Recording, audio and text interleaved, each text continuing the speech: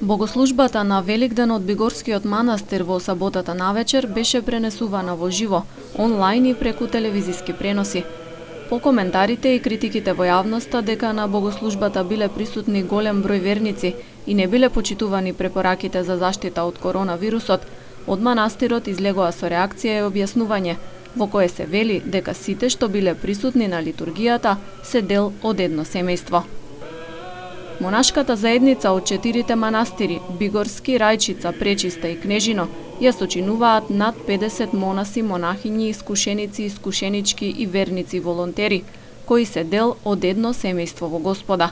Исто така, нашите манастири кои се занимаваат со социјална мисија и општествена хуманитарна дејност, згрижуваат над 60 души од социјално ранливи категории, кои го делат манастирското секојдневие заедно со монасите и монахињите.